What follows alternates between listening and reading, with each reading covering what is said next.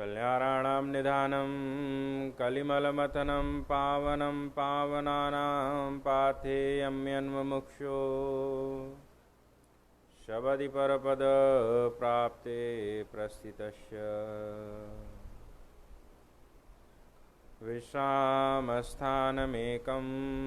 कविवरवचसां जीवनं सज्जनानां बीजं धर्मद्रुमस्य प्रभवतु भवतां भूते राम नाम। जो सुमिरत सिद्धि होई गणनायक करिवर वदन करहु अनुग्रह सोई बुद्धिराशि शुभ गुण सदन। अतुलित बलधामं स्वर्णशैलाभदेहं धनुजवन कृशानं ज्ञानिनामग्रगण्यम् सकलगुणनिधानं वारणानामधीशं रघुपतिवरदूतं वातजातं नमामि। जनकसुता जगजननी जानकी अतिशय प्रिय करुणा निधान की। ताके जुगपद कमल मनावऊँ जासु कृपा निर्मल मति पाऊँ। पुनि मन बचन कर्म रघुनायक चरण कमल बंदऊँ सब लायक। राजीव नयन धने धनुषायक भगति विपति भंजन सुखदायक। बंदौ लक्ष्मण पद जल जाता शीतल सुभग भगत सुखदाता। रघुपति कीरति विमल पताका दंड समान भयो जस जाका। वसुदेवसुतं देवं कंसचारूणमर्दनं देवकी परमानन्दं कृष्णं वन्दे जगद्गुरुम्। गिरारत जलबीच सम कहियत भिन्न न भिन्न। वंदौ सीताराम पद जिनहि परम प्रिय खिन्न। महावीर विनवौ हनुमान राम जासु जस आप बखाना। प्रणवौ पवन कुमार खलबन पावक ज्ञान घन।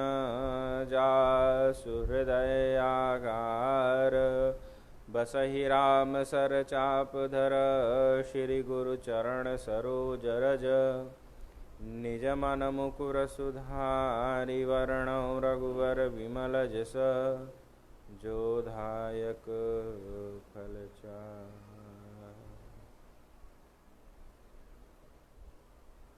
श्री राम जय जय राम। श्री राम जय जय राम। श्री राम जय जय राम। श्री राम जय जय राम। श्री राम जय जय राम। बोलिए सियावर रामचंद्र भगवान की जय। बाल कृष्ण लाल की जय। पवन सुत हनुमान जी महाराज की जय। हर हर महादेव।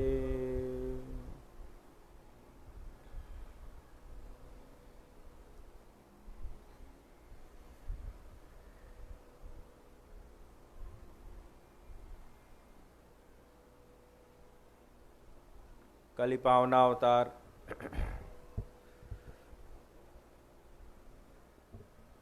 गोस्वामी तुलसीदास जी महाराज के श्री चरणों में नमन करते हुए भगवत स्वरूप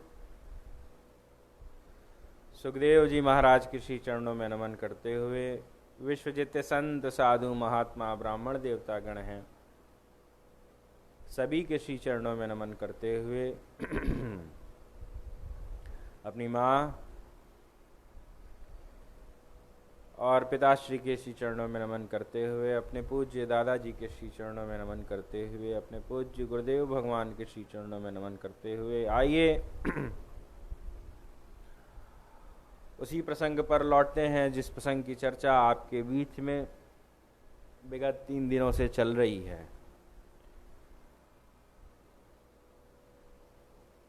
उत्तरकांड की चर्चा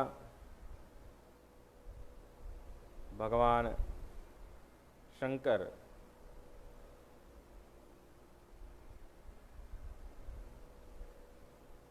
जो उपदेश दिए हैं कि 5 साधन 5 स्टेप भगवान को पाने का, या तो कहा जाए 5 सोपान, उसी की चर्चा मैं आपके सामने कर रहा हूं। बिनु सतसंग न हरि कथा, ते बिनु मोहन भाग, मोह गए बिनु राम पद। होय न दृढ़ अनुराग, मिलहि न रघुपति बिनु अनुरागा। किए जोग तप ज्ञान विरागा। हमारे भगवान कहते हैं कि ये 5 साधन हैं और यही सरल है और यही उत्तम है। आप जब तप करते हैं, जो भी करते हैं, उससे हो सकता है, ये मेरी बात नहीं, ये गोस्वामी तुलसीदास जी की भी बात नहीं, ये भगवान शंकर की बात है। जो इसके आचार्य हैं वो कह रहे हैं। गोस्वामी जी को भी तो ये प्रसाद स्वरूप ही मिला ना रामचरितमानस। शंभु प्रसाद सुमत ही होलसी, न रामचरितमानस। कवि तुलसी बनाया तो नहीं, रचना तो नहीं की, तो प्रसाद मिला, और मेरे को जो प्रसाद मिला हमने आपको बांटा। तो हाँ, गोस्वामी जी को जो प्रसाद मिला, फिर वो स्वांत सुखाय तुलसी रघुनाथ गाथा। हमारे गोस्वामी जी का ये नहीं था कि मैं इसको बांटूंगा, पर इससे कोई लाभ ले, मेरे से आकर के कोई मांगे तो मैं देने में भी संकोच नहीं करूंगा।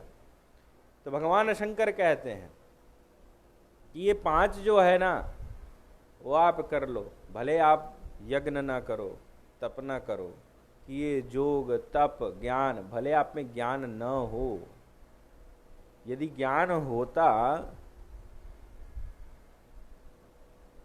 आप रामचरितमानस उठा करके पढ़ें तो रावण से बड़ा ज्ञानी कोई नहीं था। पर जितनी सरलता से हमारे भगवान रामचंद्र केवट से मिले, जितनी सरलता से हमारे भगवान रामचंद्र माँ शबरी से मिले, जितनी सरलता से हमारे भगवान रामचंद्र कोलभिल्लो से मिले हैं, जितनी सरलता से हमारे भगवान रामचंद्र निषाद राज से मिले हैं, उतनी सरलता से हमारे भगवान रामचंद्र ज्ञानियों से नहीं मिले। उनके सामने तो एक मर्यादा को अपने बांध लेते हैं। होता है ना कि अपने लोग के सामने व्यक्ति जो है एकदम खुले मिजाज में रहता है, एकदम स्पष्ट रहता है, एकदम मौज से रहता है। अच्छा, और वही कोई उसके बराबर का हो, अन्यथा तो उससे विद्वान हो, अच्छा, अथवा तो उससे श्रेष्ठ हो, और यदि वो सभा में आकर के बैठ जाए, यदि वो सन्निकट आकर के बैठ जाए, या उसकी उपस्थिति हो, तो सामने वाला भी अपनी मर्यादा में फिर वापस आ जाता है। और वही वो न हो, यदि वही न हो तो फिर मौज में रहता है। जैसे भगवान रामचंद्र केवट के आगे ही केवल बिलखला के हंसे, तो या तो हनुमान जी महाराज के आगे, नहीं तो रामचरितमानस पढ़ने वाले यहाँ कई बैठे हैं। आप हमें बताइएगा, मैं अभी तो काशीवास कर ही रहा हूँ साहब, कोरोना के चलते, और प्रायः मैं काशी में ही रहता हूँ। बताइएगा कि भगवान रामचंद्र स्पष्ट रूप से बिलखला करके किसी ऋषि महर्षि के आगे हंसे हो तो आप हमें बताइएगा। हाँ, आप पकड़ सकते हैं, आपको पूरी स्वतंत्रता है, आपको पूरी छूट है। सुन केवट के बैन प्रेम लपेटे अटपटे बिहसे करुणा ऐन चितई जानकी लखन तन बिसही बिसहे जो शब्द हमारे गोस्वामी तुलसीदास जी महाराज लिख रहे हैं, गोस्वामी तुलसीदास जी भगवान रामचंद्र के संदर्भ में, कि भगवान रामचंद्र जो बिलखिला करके खुश हो करके, बनारसी भाषा में कहा जाए तो ढाका मार के हंसे हैं, वैसा और इंसिडेंस किसी ऋषि महर्षि के आगे हुआ हो? नहीं हुआ है, जहां तक मेरी अभी दृष्टि जाती है। हुआ हो तो मुझे आप स्पष्ट करिएगा, हो सकता है कि मैं वहां तक ना पहुंच जाऊं, पर जहां तक मेरी दृष्टि जाती है भगवान कहीं नहीं। पवन तनय के वचन सुनी बिहसे राम सुजा। हनुमान जी की भाषा को भी सुन करके हमारे भगवान रामचंद्र बिहसे हैं, अथवा तो केवट के, अन्यथा किसी ऋषि महर्षि के आगे नहीं। तो ज्ञान हो और ज्ञान व्यक्ति सोचे कि मैं ज्ञानी हूं तो मैं परम तत्व को पा सकता हूं, तो कोई सर्टिफाइड नहीं है, कोई ठप्पा नहीं लगाया गया है। ये भगवान शंकर की भाषा है। आप यज्ञ तप कर रहे हैं, हो सकता है मनुष्य रूपा की तरह आपको भी 27,000 साल रुकना पड़े। बताइए, 27,000 साल तक कोई कोल भिल्लो को रुकना पड़ा? कोई जनकपुर वासियों के छोटे छोटे जो बालक है, छोटे छोटे बालक जो जनकपुर घुमा रहे भगवान रामचंद्र को, कहो मित्र हमें कभी भूल तो न जाओगे। भगवान इतने करीब उन लोग को लेकर के आ गए जनकपुर, जिस समय हमारे भगवान रामचंद्र गुरुदेव की आज्ञा से निकले हैं लक्ष्मण जी, और हमारे भगवान रामचंद्र उस प्रसंग को उठा करके पढ़िए। तो गुरुदेव के आगे जब भगवान रामचंद्र गए ना, तो भगवान ने यही कहा कि लखन हृदय लालसा विषेकी जाय जनकपुर आवई देखी, लक्ष्मण के मन की लालसा है। लक्ष्मण जी को लगा कि बाल ही ते निजपति हित जानी, बाल्यकाल से मैं आपके साथ हूं और मेरे को तो केवल आप से ही मतलब है, गुरु पितु मातु न जानऊ काऊ। और जनकपुर में आते ही मेरे मन में लालसा प्रकट हो गई। बाहर ठाकुर जिसकी जीवन में कोई लालसा ही नहीं है, श्री राम के अलावा उसने कभी किसी को कुछ समझा ही नहीं अथवा तो देखा ही नहीं, और वो जनकपुर में आते ही लालसा। भगवान ने कहा तू चुप रहेगा तो कुछ जुगाड़ बनेगा यार, तू चुप रहे। दादाजी कहा करते थे, इस संदर्भ में कहा करते थे कि जैसे ग्वाले को गैया से दूध लेना होता है ना, तो बछिया को आगे कर लेता है और फिर बछिया को पीछे करके और फिर दूध दूह लेता है। वही स्थिति हमारे भगवान रामचंद्र लक्ष्मण जी के साथ की है। लक्ष्मण जी को आगे किया, मन तो भगवान का है जनकपुर देखने का, और ये बात हमारे विश्वामित्र जी समझे हैं, इसीलिए व्यंग मारा है। अरे राम तो लक्ष्मण यदि देखना चाहता है तो वो तो बालक है, अच्छी बात है, बालकों का तो मिजाज ही होता है कि आवे तो इधर उधर घूमे, मैं अपने शिष्यों को दे देता हूँ, वो जनकपुर घुमा लाएंगे। अब जब ये बात हुई तो भगवान का पासा कटा, भगवान को लगा लो यहाँ तो मेरा जुगाड़ कट रहा है। तो कहा नहीं, यदि आप कहो गुरु, यदि आपकी आज्ञा हो तो हम ले जा करके दिखाए लक्ष्मण को। तब गुरुदेव ने कहा कि राम, हम, तुम और लक्ष्मण सब लोग साथ में जनकपुर आए, और तुम कब जनकपुर घूम लिए, तुम्हारा भी प्रथम बार है। गुरुदेव और फिर भगवान रामचंद्र की वही अंतरंग बातें चालू हुई, आंखों आंखों में। कैसे है ना वो शेर की, नजर ने नजर से मुलाकात कर ली, नजर से नजर ने मुलाकात कर ली, थे दोनों खामोश पर दोनों बात कर ली, दोनों खामोश थे पर बात। वही भगवान ने कहा है गुरुदेव कसो मत, कसो मत, कौन सी इस जगह है जो हम न देखे हों। वाल्मीकि जी ने कहा ना कि राम कौन तुम हमें सोच रहे हो कि हम तुम्हें नहीं पहचान रहे हैं, तो तुम्हारी ये भूल है। श्रुति से तुपालक राम तुम जगदीश माया जान की, जो सहस शीस अहिस महिदरो लखन सचर आचरधनी, अरे जुग पे खन तुम देख निहारे, विधि हरि शंभु न चाव निहारे, सो जाने दे देव जनाई, अरे जानत तुम्हें हो ही जाए। रामी तुम ही बताओ कि तुम कहाँ नहीं हो, जड़ चेतन जग जीव जत सकल राम मैं जानी। गोस्वामी जी कहते हैं राम कहाँ नहीं है। तो गुरुदेव ने कहा, गुरुदेव से भगवान कह रहे हैं कि कौन सा ऐसा स्थान है इस पृथ्वी पे जो मेरा न देखा हुआ। गुरुदेव मुस्कुराने लगे। गुरुदेव को लगा कि राम मैं जान रहा हूं कि ये तुम्हारे मन की कल्पना है। इच्छा है, ये तुम्हारी लालसा है कि तुम जनकपुर देख लो, जाओ, मैं तुम्हें आज्ञा देता हूँ कि तुम और लक्ष्मण दोनों जाओ और जा करके जनकपुर जाओ, कैसे है ना कि जाओ देख आओ नगर सुंदर, दो करो सफल सबके नयन, सुंदर बदन दिखाओ। जा करके आप दोनों लोग जाओ और जा करके जनकपुर घूम के, तो वही जनकपुर जब गए हैं देखने के लिए, तो ज्ञानी भक्त तो जा करके मिलाया है, ज्ञानी भक्त। मैं पीछे से इसीलिए आपको आरंभ में ला रहा हूं, पीछे को पहले इसीलिए उठा रहा हूं। ज्ञानी जब आया है ना, तो ज्ञानी भी एक समय आकर के भगवान के आगे शून्य हो जाता है। इस बात को समझिएगा, ठाकुर के आगे ज्ञानी टिकता नहीं, यदि उसमें असल का ज्ञान है तो।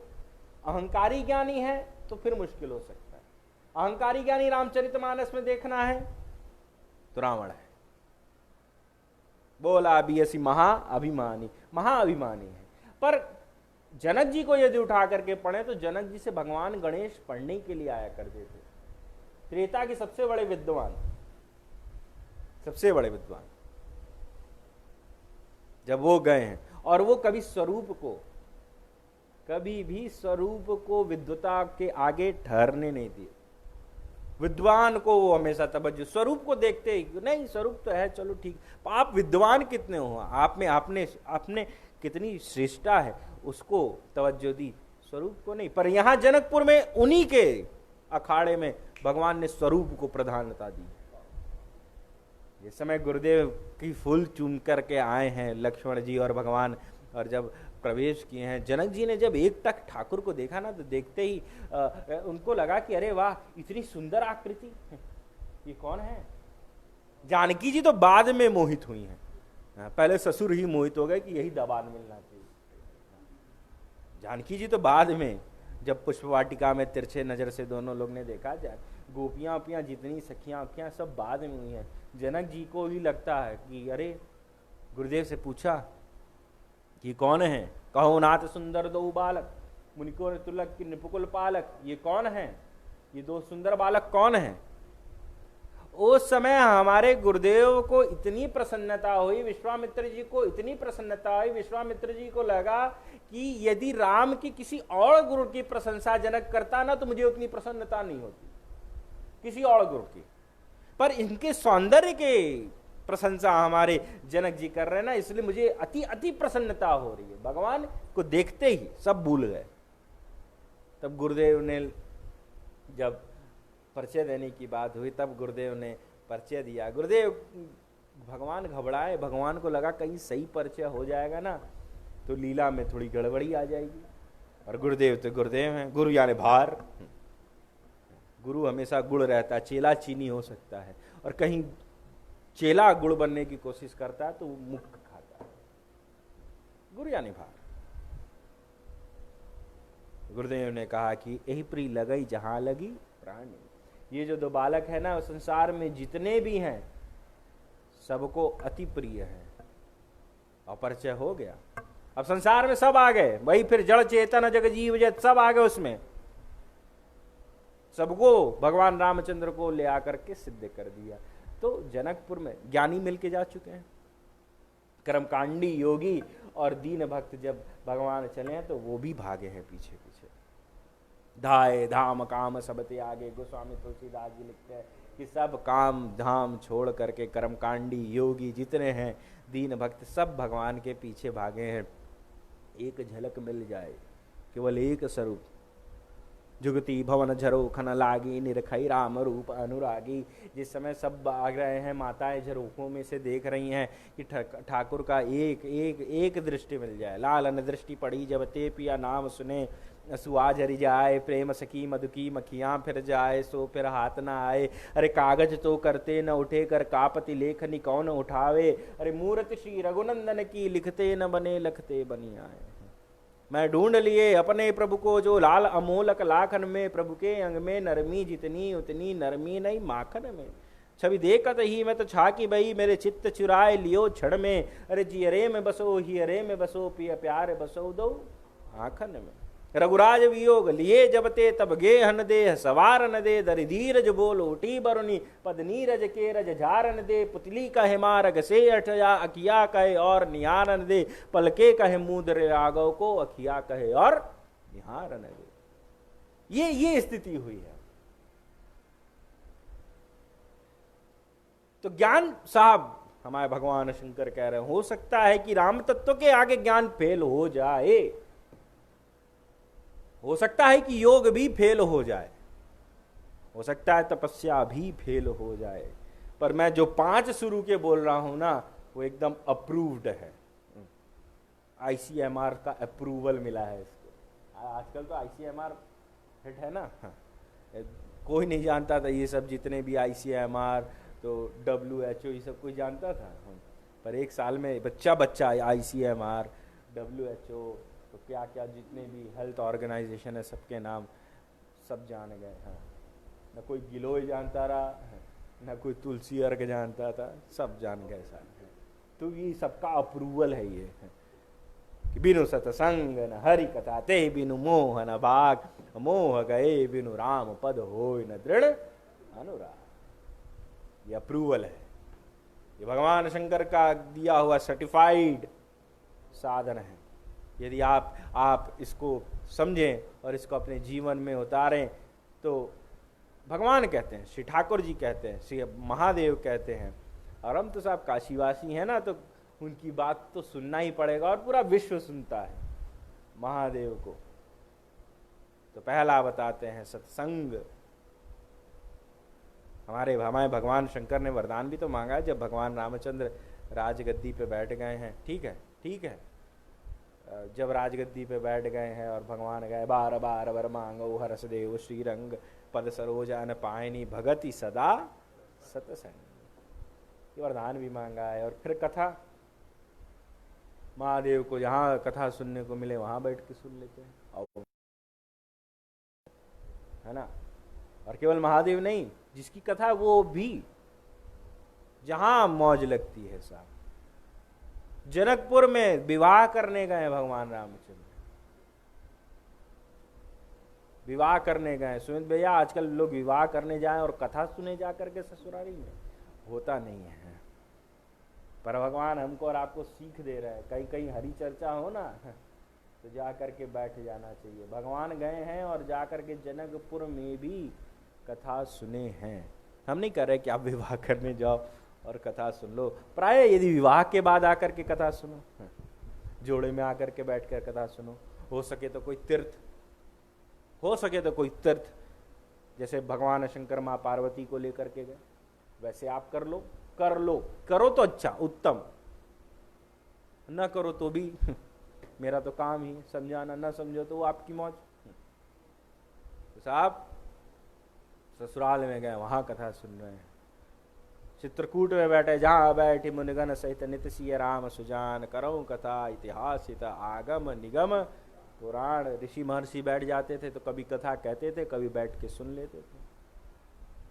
और हनुमान जी महाराज की कथा भी सुन रहे हैं। महावीर विनमो हनुमाना राम जासु जस आप बखाना प्रणव पवन कुमार खल बन पावक ज्ञान गण जासु हृदय आगार बसहि राम सर चाप धर। यहाँ पे हनुमान जी महाराज की कथा गा रहे हैं और फिर 29 नंबर दोहा उठा करके पढ़िए सुंदरकांड का, तो वहाँ भगवान सुन रहे हैं। जामवंत का सुन रघुराया जा पर नाथ करो तुम दाया। जब जानकी जी की खोज हो रही है तो भी भगवान को यदि कथा सुनने को मिल रही तो भी कथा सुन रहे हैं। लंका में गए हैं तो भी कथा सुने हैं।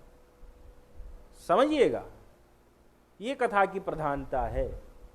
और फिर मैं वही बोलूं, आपको कोई दबाव नहीं है कि आप किसी एक पर्टिकुलर व्यक्ति से सुने, जहां रुचि लगे, जिसकी कथा सुनने में अच्छी लगे ना, वहां बैठ के थोड़ी देर ही 15 मिनट 10 मिनट जितने देर मन लगे, जितने देर हमारे दादाजी कहा करते थे, कथा में जाओ ना तो मन बुद्धि चित्त को लगाना, अहंकार जहां चप्पल उतारते वहां छोड़ देना।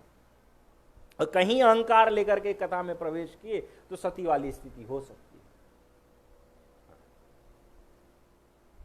कथा जो सकल लोक हितकारी सोई पूछो का शैल कुमारी। फिर सती के बाद जब माँ पार्वती आई है ना, तो माँ पार्वती को भी कथा सुननी पड़ी है। ये कथा की प्रधानता है, ये कथा की महत्वता है। और जो सुनते हैं, जो करते हैं, वो जानते हैं साहब।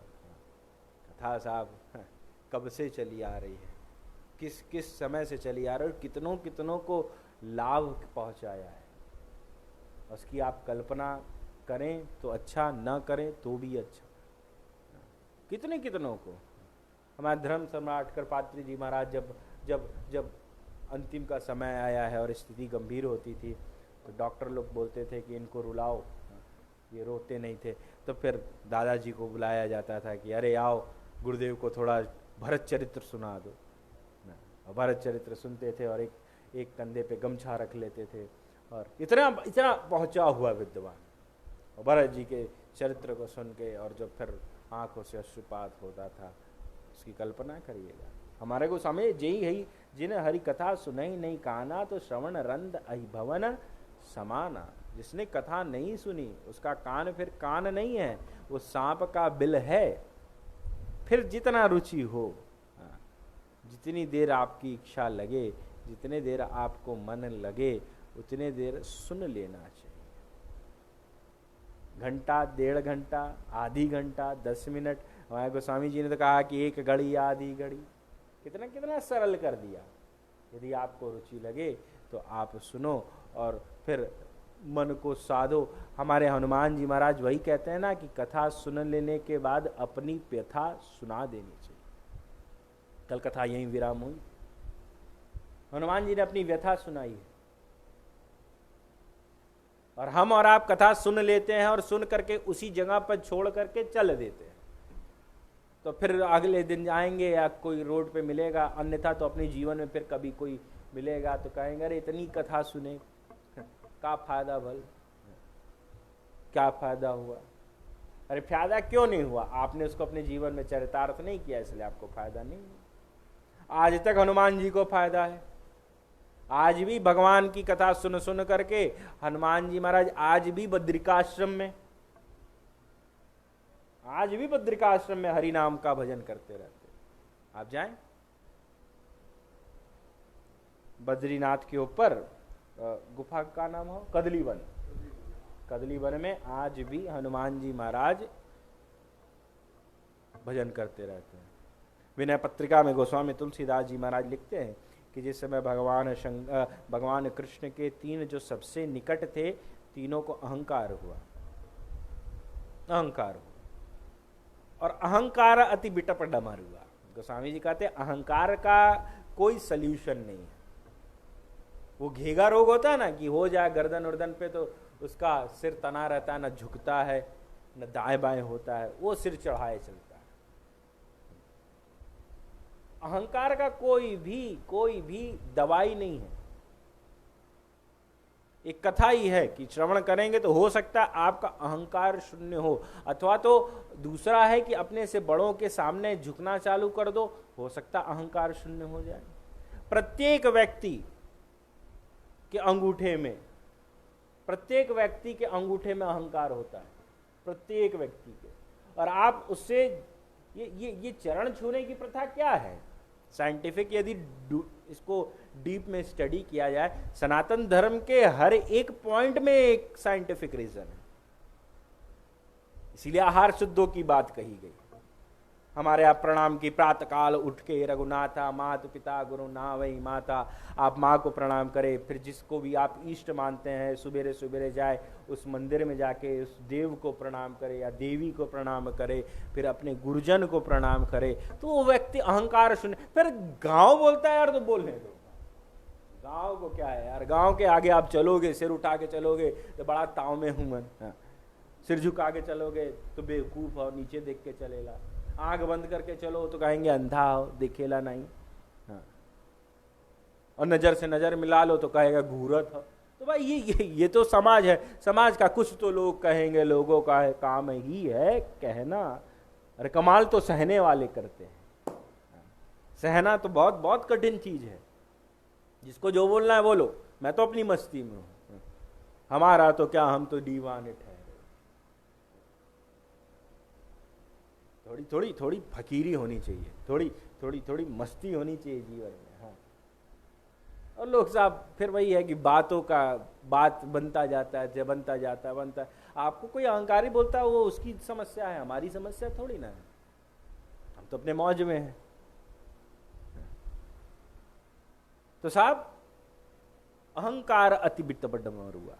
भगवान कृष्ण के जो, अच्छा मिंटू भैया, सबसे निकट के लोगों को अहंकार हो जाए ना, जो आपके अति निकट हैं, जिनको कि आप सुधार भी नहीं सकते हो, कोई भी तरीके से अहंकार को नहीं सुधार सकते हो, तो और समस्या क्लिष्ट हो जाती है। और भगवान शंकर के जो सबसे 3 निकट हैं उनको अहंकार होगा। इसमें कौन है? सत्यभामा है। सत्यभामा को रूप का अहंकार था कि मेरे से ज्यादा सुंदरी कोई नहीं। सुदर्शन को अहंकार हुआ कि मैं जो सीमा बंद कर दूंगा तो उस सीमा में कोई प्रवेश नहीं कर सकता। और गरुड़ को अपने वेग का अहंकार हुआ कि जो मैं वेग भर दूंगा ना, वो और कोई वेग नहीं भर सकता। भगवान कृष्ण को लगा अरे राम राम, ये तीनों मेरे सबसे निकट, मेरे सबसे कहा जाए तो अति प्रिय लोग, और इनको अहंकार हुआ, इनका अहंकार कौन दूर करेगा? तो भगवान को लगा इनका अहंकार केवल हनुमान ही दूर कर सकता है। जो मान का मर्दन करे उसका नाम हनुमान है। हनुमान का अर्थ ये, जो मान का मर्दन करे। मान शब्द भगवान हनुमान जी महाराज के नाम के पीछे लगा। हनुमान जी को इस बात का भी कष्ट है, और मान जहां जहां लगता है ना, वो जगह पे थोड़ी गड़बड़ी आ जाती है। अभिमान, सम्मान, आप किसी को सम्मान करने के लिए बुलाओ और उसका सम्मान न ठीक से हो, जो लेने सम्मान गया हो उसका न ठीक से हो, तो उसको बड़ा कष्ट होता है। या राजा बुले ही लेना और सम्मान भी ठीक से नहीं किया, 200 रुपए वाले ग्रुप में डाल दिए हैं।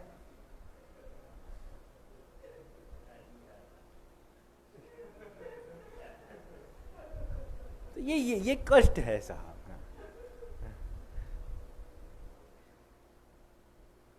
200 ग्रुप वाले समझ गए लोग। हाँ, हाँ।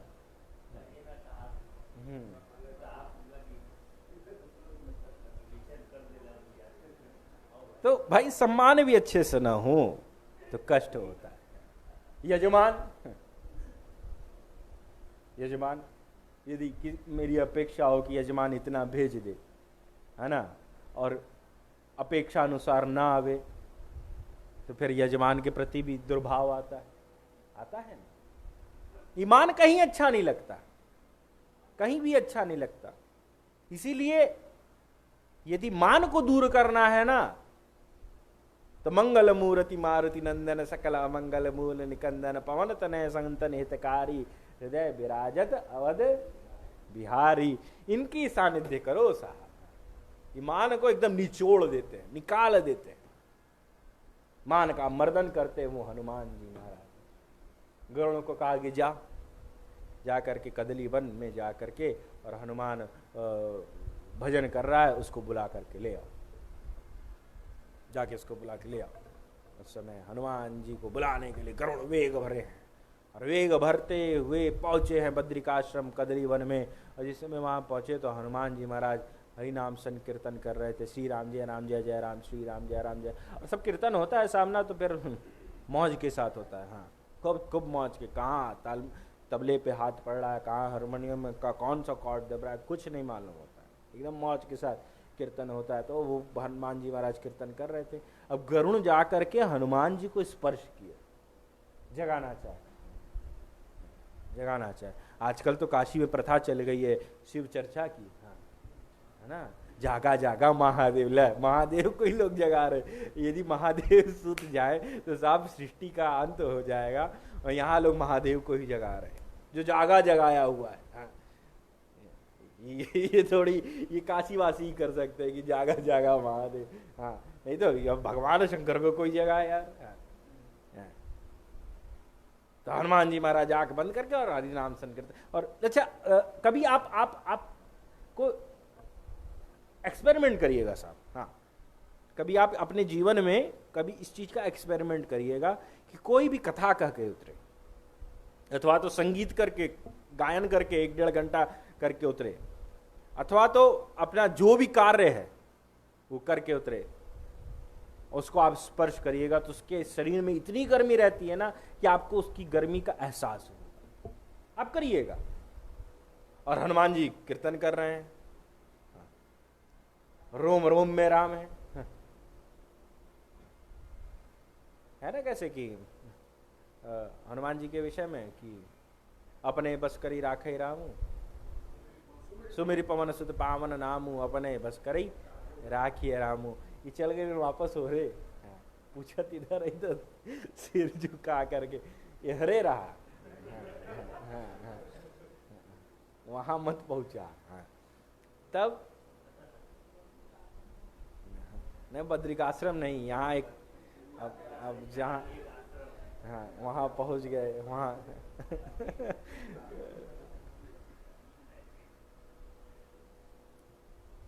तो स्पर्श किया है। जब गरुण ने स्पर्श किया ना साहब, वापस द्वारिका चले आए, स्पर्श मात्र से, स्पर्श मात्र से। जैसे वामन भगवान जब द्वारपाल बने हैं ना, बलि के यहाँ द्वारपाल बने हैं, और उस समय रावण मिलने के लिए आया ना, तो रावण से कहा कि रावण ने द्वारपाल से कहा कि पहचान तो नहीं रहा कि विष्णु है। उसमें कहा हट, मुझे राजा बलि से मिलना है। उस समय द्वारपाल बने वामन भगवान ने कहा कि हमें मेरे मालिक विश्राम कर रहे, अभी आप मिल नहीं सकते। उस समय कहा नहीं नहीं हमको अभी मिलना है। कहा नहीं। उस समय रावण को लगा छोटा सा बालक, इससे क्या मुंह लगे, चलो हम दूसरे गेट से मिल लेंगे। दूसरे गेट पे गए तो वहां भी यही खड़े हुए थे, बावन दरी में 52 जगह हमारे बावन भगवान खड़े रहते थे द्वारपाल के रूप में। बलि का कहना था किसी भी दरवाजे से हम निकल सकते हैं, और जब निकले तो मूंछ पे ताव दे करके सलामी करना। बावन भगवान 12 पे रहते थे। जो दूसरे पे गए तो कहा अरे तू यहाँ भी आ गया रे, हाँ यहाँ भी चला आया, हट। तो कहा नहीं नहीं अभी मेरे मालिक विश्राम कर रहे हैं। तो उस समय रावण को लगा कि ये छोटा सा बालक, इसको हटा करके अंदर चलते।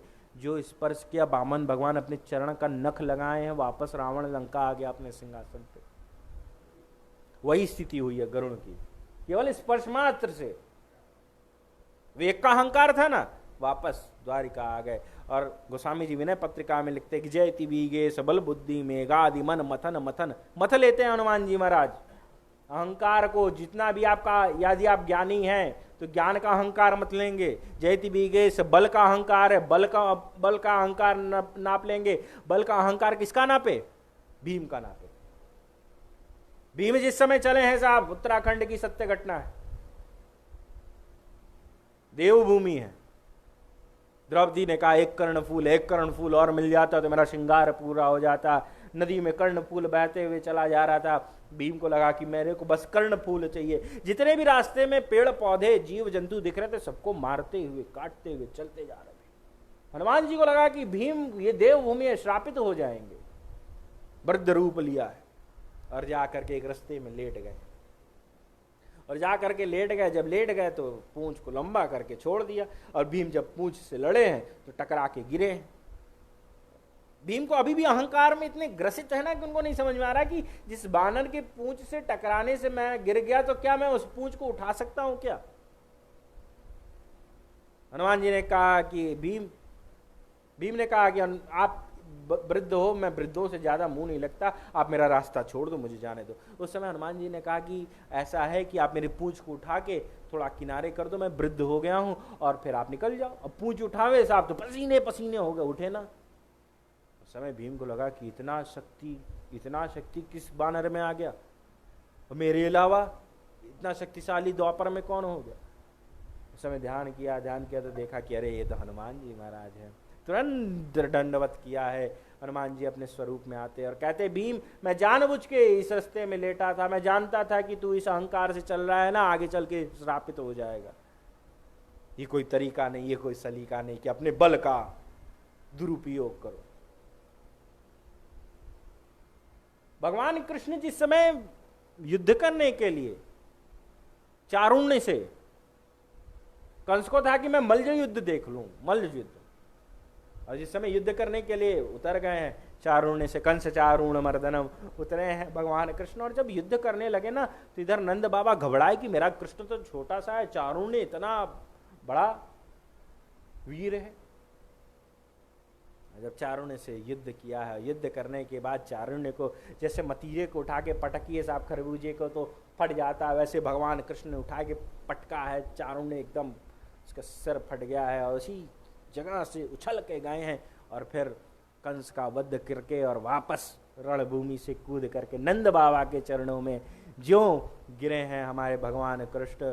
उस समय नंद बाबा ने कहा तुमने युद्ध तो ठीक किया पर इसमें तुम्हारी कोई भी कमाल नहीं है, कोई भी कमाल नहीं। तब भगवान कृष्ण ने कहा क्यों? कहा जितने देर तुमने युद्ध किया ना उतने देर मैं हनुमान चालीसा का पाठ कर रहा था। हाँ, उतने देर में हनुमान चालीसा का पाठ कर रहा था। उस समय भगवान कृष्ण ने कहा अच्छा, तभी मुझे हर तरफ हनुमान जी महाराज दिख रहे थे। हनुमान जी को बल का अहंकार नहीं है कपि एक महाबलशीला। बल की प्रशंसा, हनुमान जी के बल की प्रशंसा जो है रावण कर रहा है, और एक बार एक नहीं कर रहा है, दो बार। एक मैंने कल आपको कथा में शायद सुनाया था या परसों सुनाया था कि दिग दिग दिग मम पौरुष दिग मोही मोते जियत रहत सुरदोई मूर्छा गई बहोरी सोई लागा कपि बल विपुन सराहन लागा। हनुमान जी के बल की प्रशंसा रावण ने 2 बार किया। आप में कोई क्वालिटी हो और आप ही आपन मुख आपन करनी, अपनी प्रशंसा अपने मुख से करो तो फिर मौज नहीं लगती। आपकी प्रशंसा कोई और करे, कोई श्रेष्ठ करे, कोई प्रतिद्वंदी करे तो बात है। अपनी प्रशंसा खुद से घूम घूम के कहो तो मजा नहीं आता। तो वाल्मीकि हमारे विनय पत्रिका में गोस्वामी जी लिखते कि जय तिविगेश बल बुद्धि मेघादि मन को मत लेते। मन भी बहुत होता है ना कि कई कई चीजों को कल्पना करता है। मन का बढ़ना नहीं ठीक है, एकदम ठीक नहीं है। हमारे पूर्वज कहते थे कि धन का बढ़ना ठीक है, मन का बढ़ना ठीक नहीं है। जयति विगेश बल बुद्धि मेघादि मन मथन उर्धरेता जयति रामायण सजल संजात रोमांच हृदय। हमारे गोस्वामी तुलसीदास जी कहते हैं कि हे हनुमान जी महाराज, जैसे आपने सत्यभामा और गरुड़ और सुदर्शन का अहंकार मथाना, वैसे भी मेरे में कोई कमी हो तो मेरे अहंकार को भी, ये कार्पण्यता है। ये भरत जी जैसी कार्पण्यता, हनुमान जी जैसी कार्पण्यता। भरत जी अपने में 9 दोष, भरत जी में कौन सा दोष हो सकता है साहब? उत्तरकांड में अपने दोषों को गिनाते, कपटी कुटिल मोहि प्रभु चीना ताते नाथ संग नहीं लेना रे जो कर नी समझो प्रभु मोरी नहीं सित निस्तार कल्प सत कोरी जन अवगुण प्रभु मानन का दीन बंधु अति मृदुल स्वभाव। अरे मोरे जी भरोसे जी में होई मिली है राम सुगुन सब होई राम विरह सागर म भरत मगन मन पोत विप्र रूप जय पवन सुत आई गयो।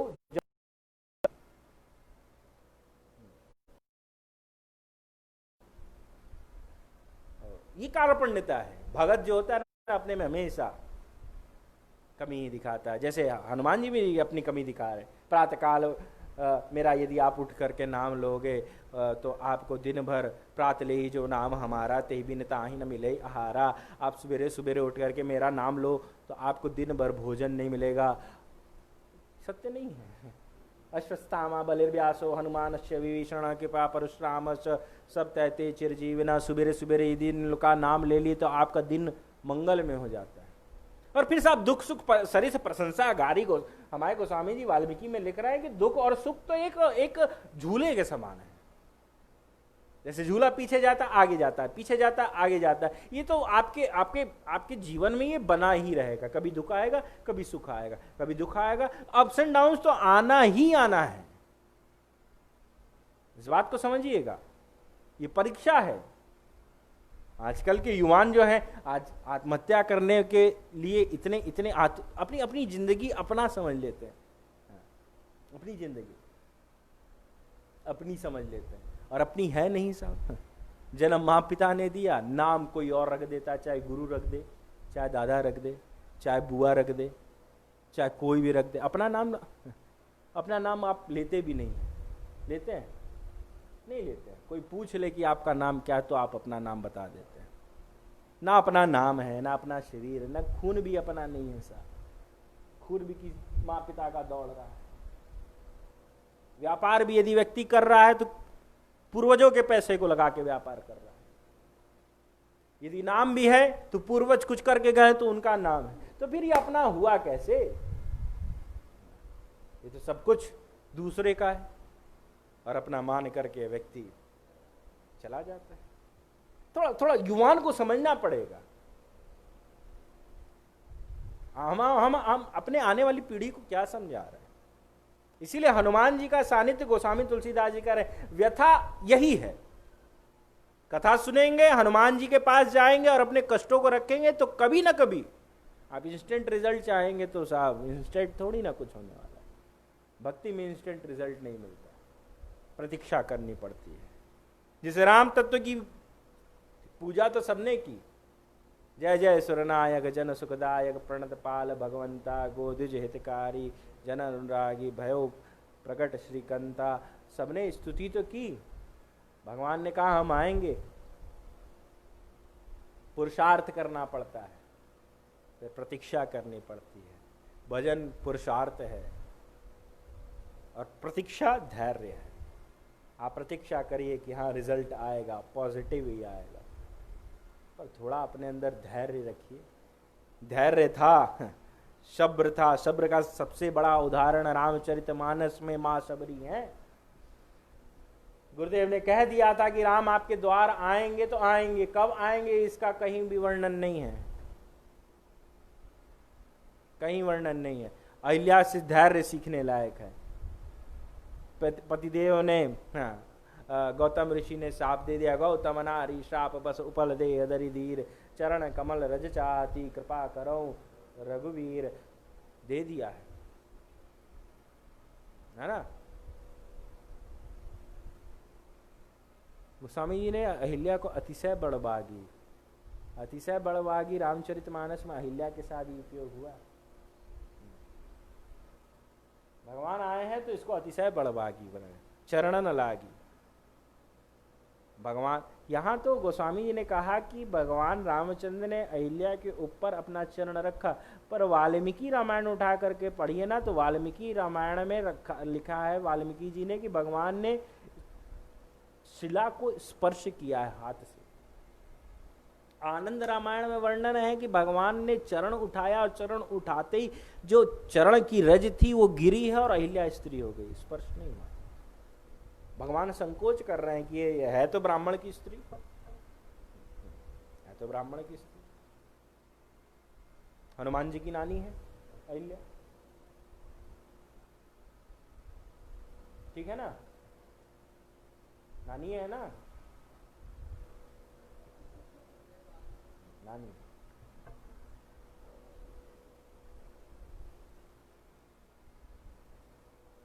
और हनुमान जी के मामा का नाम, हनुमान जी के मामा का नाम क्या है, बोला हो?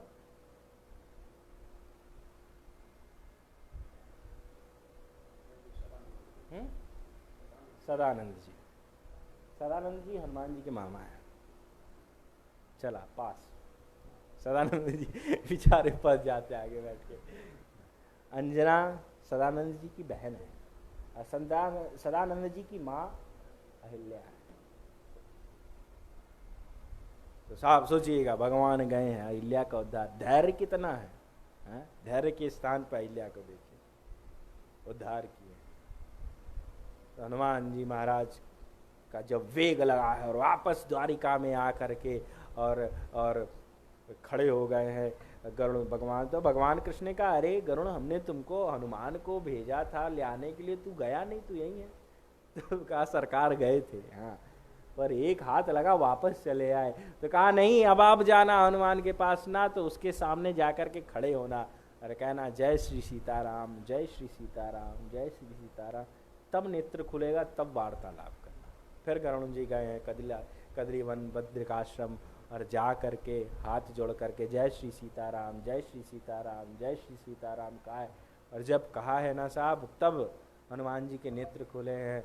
और नेत्र खुले हैं, गोस्वामी तुलसीदास जी महाराज ने गरुण जी को और हनुमान जी को कहीं ना कहीं एक ला करके खड़ा किया।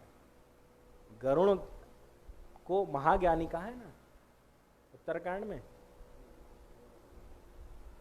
गरुण महाज्ञानी गुण राशि हरि सेवक अति निकट निवासी। महाज्ञानी गरुण जी भी हैं और महाज्ञानी हमारे अतुलित बल राम शरण शैलाभ देहम धनुज मन कृशानम ज्ञानी नाम अग्रगण्यम ज्ञानी नामक गण्य में हमारे हनुमान जी महाराज भी है। अति निकट निवासी चरण के पास हमारे भगवान रामचंद्र के चरण के पास हमारे कहा जाए तो हनुमान जी महाराज हैं, और भगवान विष्णु के चरण के पास गरुण जी महाराज हैं। हरिसेवक अति निकट निवासी, जितने निकट गरुण जी हैं उतने ही निकट हनुमान जी महाराज। तो सिमिलैरिटी आप उठा करके देखें ना, तो सिमिलैरिटी बहुत मिलती है हनुमान जी और गरुड़ में। बस एक जगह कट जाता है और वो है कि अहंकार। हनुमान जी में अहंकार नहीं, इसीलिए वानराकार विग्रह हमारे हनुमान जी महाराज वानराकार रूप में इसीलिए आए कि मुझे अहंकार न हो। मां पार्वती ने प्रश्न किया भगवान शंकर से कि आप मनुष्य बन करके भी जाकर के श्री ठाकुर जी की सेवा कर सकते हो, फिर भी आप वानर रूप में क्यों जा रहे हो? तब हनुमान जी ने कहा है, भगवान शंकर ने कहा है कि मैं वानर रूप में इसलिए जा रहा हूं, मैं वानर रूप में इसलिए जा रहा हूं ना कि मनुष्य रूप में जाऊंगा तो हो सकता है कि मुझे अहंकार आ जाए, हो सकता है यह अहंकार आ जाए, और वानर रूप में जाऊंगा ना तो मुझे अहंकार नहीं आए। गरुण गए हैं और जा करके हाथ जोड़ा, कहा कि ठाकुर जी आपको याद कर रहे हैं, भगवान आपको याद कर रहे हैं, द्वारिका चलना है। जिस समय कहा है उस समय हनुमान जी अति प्रसन्न हुए कि प्रभु मुझे याद कर रहे हैं, तुरंत चलो। और उस समय हनुमान जी महाराज ने जब वेग बढ़ा है ना, वेग का अहंकार था गरुड़ को, और जब वेग बढ़ा है तो गरुड़ पीछे हो जाते थे, बार बार पीछे हो जाए, हनुमान जी को रुक के इंतजार करना पड़े। उस समय हनुमान जी को लगा कि यदि ये ऐसे ही पीछे छूटता रहेगा तो प्रभु मुझे याद कर रहे हैं, मुझे पहुंचने में देरी हो जाएगी। तो वही गोस्वामी जी लिखते विना पत्रिका में, जयति वीगेश, क्या वेग है ऐसा। शुक्रेण वैद्य ने कहा कि आप संजीवनी बूटी कितने देर में लेकर के आ जाओगे? तो जामवन जी ने लाइन लगाई, अंगद जी को लगाया, नल नील को लगाया, हनुमान जी को लगाया, तीन को लगाया, और तीनों से पूछा। अंगद ने कहा मुझे कुछ समय लग सकता है, नल नील ने कहा 2 या 3 दिन लग सकता है, और हनुमान जी से जब समय जामवन जी ने पूछा कि आप संजीवनी बूटी कितने देर में लेकर के आ जाओगे, तो हनुमान जी ने कहा है कि महाराज एक तेल का कड़ाहा चढ़ाओ, उसमें तेल डालो, जितने देर में सरसों फूटेगा उतने देर में हनुमान जाएगा और संजीवनी बूटी लेकर के चला आएगा। ये वेग है हनुमान जी का, और उससे जल्दी ही आ जाते। यदि भरत जी बाण मार के नहीं गिराए होते तो उससे भी जल्दी आ जाते। तब गरुड़ वो वेग कहां पकड़ने वाले यार, गरुड़ बार बार पीछे छूट जाए, बार बार पीछे छूट जाए। हनुमान जी ने कहा गरुड़ यदि ऐसे होगा तो बहुत देरी हो जाएगी, आप मेरा वेग के साथ मिल करके चलो, पेयर करके चलो साथ साथ में। गरुड़ ने कहा देखो जान रहेगी तो बहुत उड़ान बढ़ेंगे, हाँ, बाकी अब तुम्हारे वेग को हम नहीं नाप सकते हनुमान जी महाराज, ऐसा है कि तुम अपने स्टाइल से चलो, हम अपने से चल रहे हैं। तो कहा नहीं तुमको ले करके चलना है, तुम भगवान के अति निकट हो तो मेरे भी प्रियजन हो। गरुड़ को पकड़ा, अपनी कांख में दबा दिया ऐसा, हाँ, चल तू यहीं रह, हाँ। और फिर वेग हुआ ऐसा, और जब वेग बढ़ा तो इसका अहंकार मथा है, हाँ। वेग का अहंकार था ना, मथ दिया यहाँ। और साहब जब वेग भर के प्रवेश कर रहे हैं, द्वारिका में सीमा में प्रवेश कर रहे हैं, तो ही सुदर्शन मिल गया कि आप अंदर मेरी अनुमति के बिना प्रवेश नहीं कर सकते। उस समय हनुमान जी महाराज ने कहा देख ऐसे ही विलंब हो गया, प्रभु मुझे याद कर रहे हैं और तुम फिर तो रोक रहे हो। मेरा और तुम्हारा परिचय महाभारत के युद्ध में हो चुका है। अरे मैं कपिध्वज के स्वरूप में रथ के ऊपर बैठा हुआ था, तुम मुझे नहीं जानते कि मैं कौन हूं? हटो। कहा नहीं जान सकते। कहा तुम्हारा भी उपाय मेरे पास है। तुरंत कानी उंगली लगाया और सुदर्शन को उंगली में फंसाया, बेधते हुए द्वारिका में प्रवेश किए। और जब प्रवेश किया तो भगवान को मालूम पड़ गया कि हनुमान आ रहे हैं। तब तुरंत अपने स्वरूप में रामा अवतार में आ जाते हैं। सत्यभामा से कहा जानकी बनो, बनो जानकी। सत्यभामा जानकी कहाँ से बन सकती है? राघवेश भवे सीता रुक्मणी कृष्ण जन्म। जानकी केवल रुक्मणी जी बन सकती है। तो रुक्मणी जी को बुलाया है और बुला करके कहा है कि अब आप जानकी बनो। रुक्मणी जी जानकी बनी है, माँ जानकी के स्वरूप में आई हैं। सत्यभामा चरण के पास बैठी थी और हनुमान जी प्रवेश करते हैं। जिस समय हनुमान जी महाराज प्रवेश किए हैं, भगवान एकदम गदगद हुए, प्रसन्न हुए हैं। हनुमान जी दंडवत प्रणाम किए हैं, गरुण वहीं दबे हुए हैं, हाथ में सुदर्शन लगा हुआ है। हनुमान जी प्रणाम किया। प्रणाम करने के बाद भगवान ने पूछा, क्या रे हनुमान, बड़े दिन से तुम नहीं आए, कोई हाल समाचार नहीं मिला, कहाँ थे? तो कहा, अरे आपको तो मालूम है मैं भगवान आपका ही नाम जाप कर रहा था बद्रिकाश्रम में, कदली वन में। आप मुझे स्मरण किए होते मैं तुरंत आ जाता। उस समय कहा, अच्छा चलो आ गए, और सब कुछ ठीक है? कहा, हाँ सब सब आनंद है, सब कुशल मंगल है, प्रभु आप बतावें। तो प्रभु ने पूछा कि अच्छा हनुमान सब कुछ तो ठीक है, ये तुम्हारे कांख में कौन दबा हुआ है? कांख में कौन दबा हुआ है? तब हनुमान जी को याद आई, गरुड़ को दबा करके हम ले करके आए। गरुड़ को दबा करके, गरुड़ को जब कांख उठाया, गरुड़ निकले हैं साहब, अपने पंख होंक को सुधारे हैं। गरुड़ से कहा कि आओ थोड़ा आलिंगन कर ले यार तुमको तो। गरुड़ ने कहा, महाराज बस बहुत आलिंगन हो गया, अब आप दूरे रहो। हाँ उस समय भगवान ने कहा, चलो ये तो गरुड़ हाथ में किसको फंसाया है? तो कहा कि ये सुदर्शन है, ये मुझे द्वारिका में आने से रोक रहा था, इसलिए मैंने इसको अपने उंगली में फंसा। और भगवान मनी मन मुस्कुरा रहे। भगवान को लग रहा है कि जितने भी अहंकार थे सब समाप्त तो हो रहे हैं। किसी को वेग का था तो किसी को सीमा बंद का था, सुदर्शन को भी छोड़ दिया है। सुदर्शन हाथ जोड़े खड़े हो गए हैं। फिर हनुमान जी महाराज ने प्रश्न किया, भगवान आपने 2 प्रश्न कर लिए तो मेरे भी एक प्रश्न है। कहा, क्या? कहा, सब कुछ तो ठीक है, मैं आपके साथ इतनी सेवा में रहा, पर आपने कभी दासी नहीं रखी थी, आज ये दासी के रूप में सामने कौन बैठा है? किसी की पत्नी को आप दासी कह दो साहब, और पत्नी सामने बैठी हो तो उसका फिर अहंकार रहेगा। सत्यभामा को इतना बुरा लगा कि हनुमान जी महाराज ने जिस समय दासी कहा, उसी समय सत्यभामा को रूप का अहंकार टूटा। ये कथा का फल है। आप कथा में जाएंगे ना तो आपके अहंकार को कथा मत लेगी। और भगवान राजगद्दी पे बैठने के बाद भी कथा सुने। किससे सुने? अपने बच्चों से सुने। वाल्मीकि जी का वर्णन है। वाल्मीकि जी ने राम कथा तो तैयार करा दी, राम कथा तैयार करा दी, रामायण तैयार हो गया। रामस्यैनम रामायणम, राम जी का घर यानी रामायण। रामचरितमानस तो गोस्वामी जी ने लिखा, बाकी जितनी भी रामायण लिखी गई सब में कहीं और ऐसा नाम नहीं। ये गोस्वामी जी की ही राम कथा को रामचरितमानस बोलते, नहीं तो अन्य राम कथा को रामायण कहते हैं।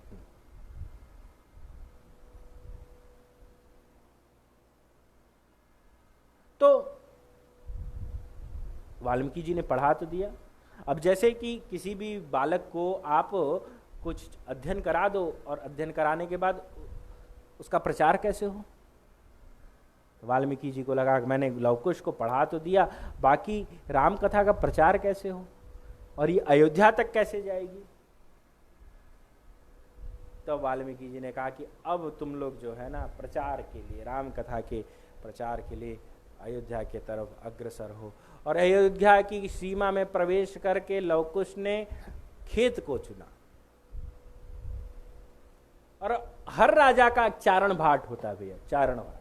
चारण भाट वो होता है कि जो शहर में क्या दिनचर्या चल रही है, राजा के विषय में प्रजा क्या सोच रही है, उसकी एक एक खबर जो है चारण भाट जो है। हम भी ठाकुर के चारण भाट ही हैं, हम कथाकार लोग भी चारण भाट ही हैं। भगवान के गुणगणों का गान करते हैं और भगवान के प्रसाद स्वरूप दक्षिणा लेते हैं। तो चारण भाट को भी दक्षिणा रूप मतलब सैलरी मिलती है। तो चारण भाट क्या करता है कि पूरे शहर में क्या प्रजा के मन में है वो आकर के भगवान को एक एक खबर चारण भाट आकर के देते थे। तब भगवान फिर भोजन करने बैठते थे। एक रात्रि में चारण भाट ने आकर के समाचार दिया कि अयोध्या की स्थिति ऐसी है कि अयोध्या में कर्फ्यू जैसा माहौल है महाराज। अयोध्या के व्यापारी व्यापार नहीं करते, जो भी व्यापारी है वो व्यापार नहीं करता। अयोध्या जो दर्शन करने आते थे वो लोग दर्शन करने के लिए अयोध्या की सीमा के बाहर ही ठहर जा रहे हैं। जो जिस काम में था वो सारे काम इस समय ठप है। भगवान ने कहा क्यों, कारण क्या है, क्या बात है? तब चारण भाट ने कहा कि 2 बालक आए हैं, वो अयोध्या की सीमा के बाहर, अयोध्या की सीमा के रेखा के पास जो खेत है वहां बैठ करके भगवान की कथा, राम कथा सुना रहे हैं, आपकी कथा सुना रहे हैं।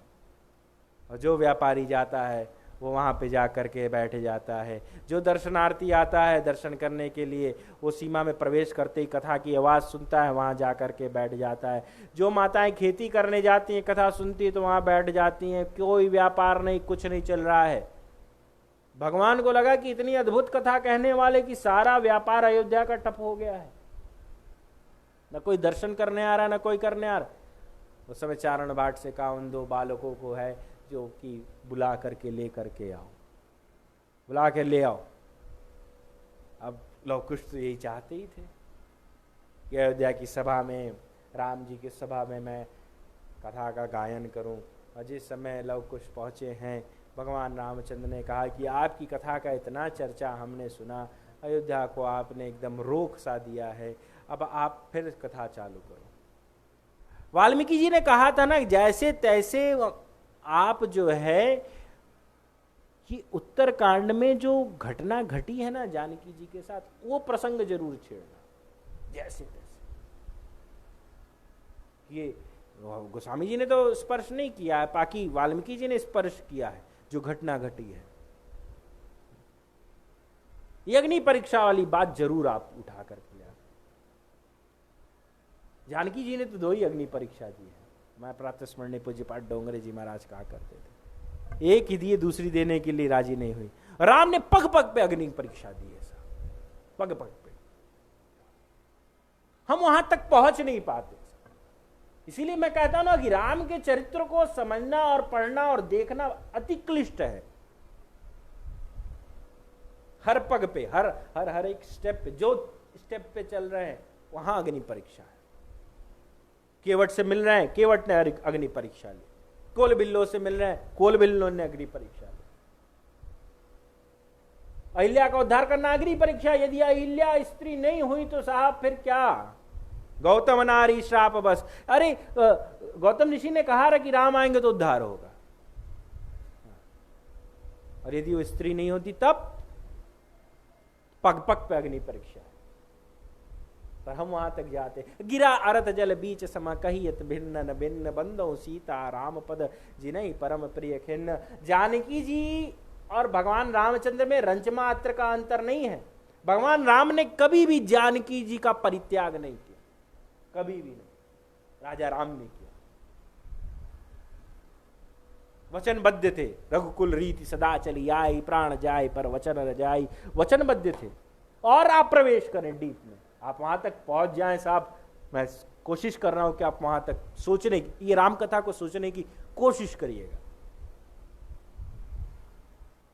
ये धोबी वाली बात जो है ना, जानकी जी के पास सीधे से नहीं गई थी, भगवान के पास पहले आई थी। और गर्भ में लवकुश आ चुके थे, गर्भ में अभिषेक लवकुश आ चुके थे। चारण भाट आए और आकर के कहा है कि अयोध्या में समय ये बात चल रही है, जानकी जी के ऊपर अयोध्यावासी ऐसा आक्षेप कर रहे हैं। भगवान एकदम अपनी प्रजा को कैसे समझाएं, वही बात हुई ना कि अपने लोगों को कैसे समझाएं। जानकी जी के पास जब ये बात गई तो जानकी जी आकर के फिर वार्तालाप भगवान से की है कि आप कहो तो मैं नहीं जाऊंगी, पर मेरी इच्छा है कि मैं वन को जाऊंगा। मैं नहीं चाहती कि मेरी आने वाली जो संतान है उनके मन में अयोध्या वासियों के लिए ऐसे दुर्भाव हों। मैं जानती हूं कि 1-2 मछली के चलते पूरी तालाब गंदी नहीं हो सकती। मैं अयोध्या वासियों को जानती हूं कि आपको वो कितने प्रिय हैं। अति प्रिय मोह यहाँ के वासी, मम धाम दा पुरी सुख राशि अयोध्या। पर 1-2 के चलते मैं पूरी अयोध्या को दूषित नहीं करना चाहता। और 1-2 के चलते जो मेरे गर्भ में मेरे शिशु पल रहे हैं ना, उनके मन में दुर्भाव आ जाएगा।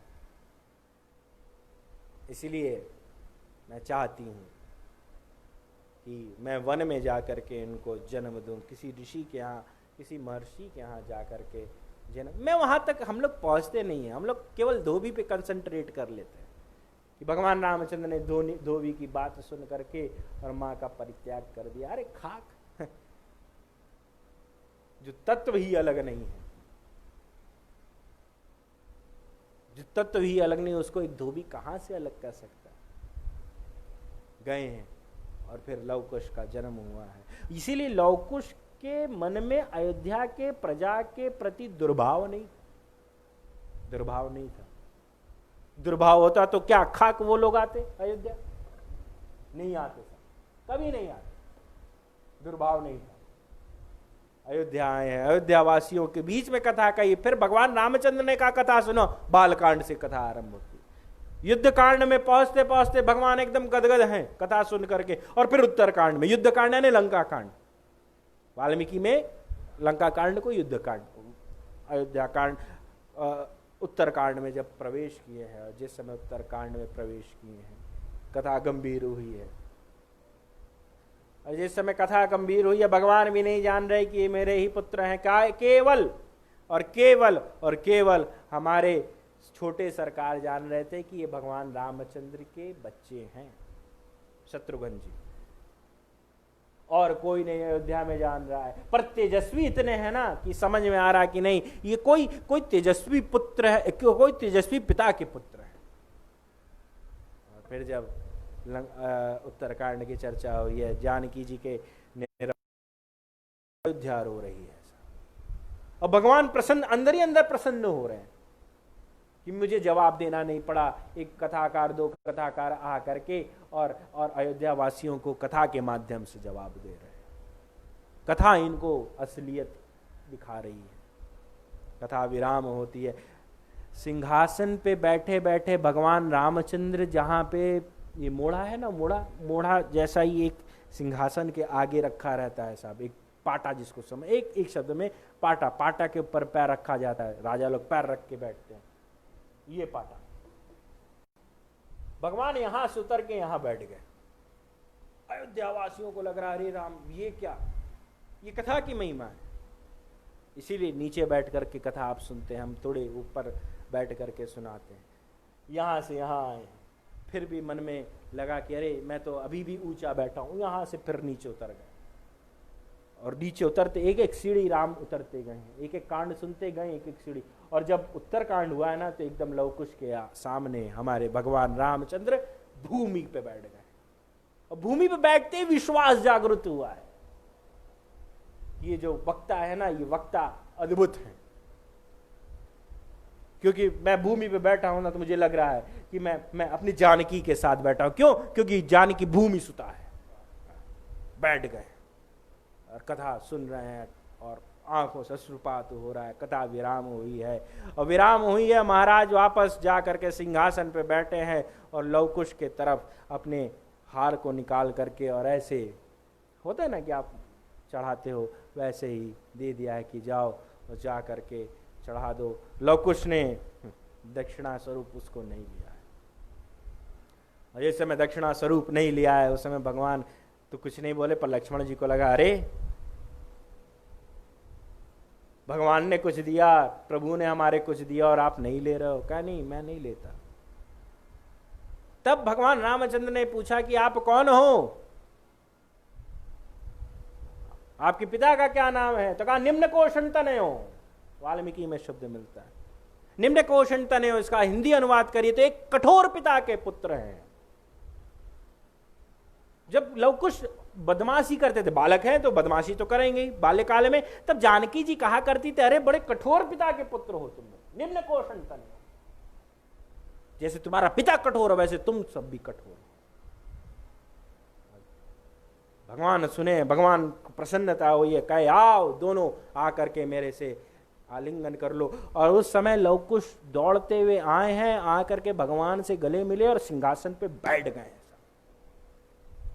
अगल बगल सिंहासन पे बैठ गए। जिस समय सिंहासन पे बैठे हैं तो अयोध्यावासी खड़े हो गए, अरे ये चमत्कार है, इस चमत्कार को हम प्रणाम करते हैं। क्योंकि रघुवंश के अलावा, रघुवंशियों के अलावा जो कोई भी अयोध्या की सिंहासन पे बैठता था ना, तो उसका माथा फट जाता था।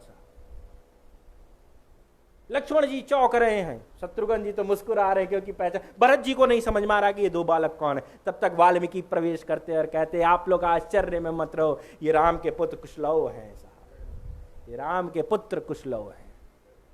कथा की ये महिमा है साहब। बिनु सतसंग न हरि कथा ते ही बिनु मोह न भाग। कथा सुनने से मोह समाप्त होता है। अयोध्या वासियों का मोह समाप्त हो। और मोह है क्या? प्रेम और मोह में सुमित भैया 19-20 का फर्क है। 19-20 ज्यादा फर्क नहीं।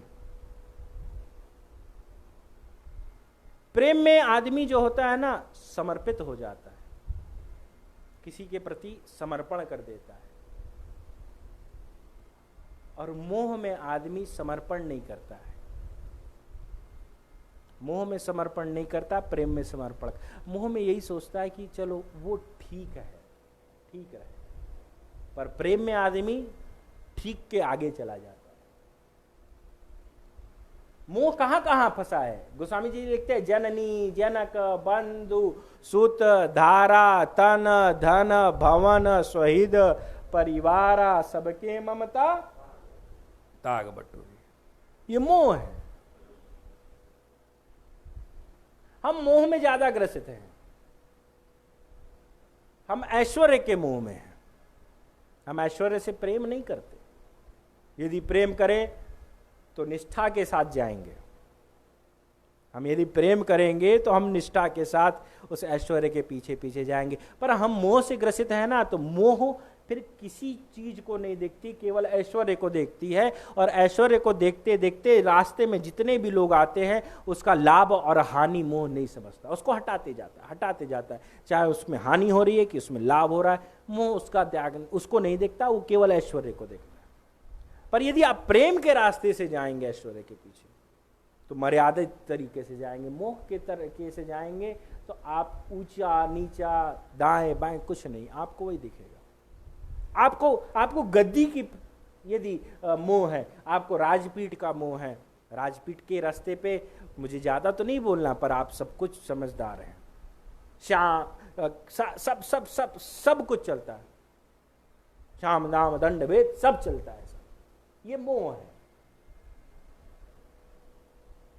प्रतिष्ठा के पीछे आप जाओ तो प्रेम के रास्ते से जाओ।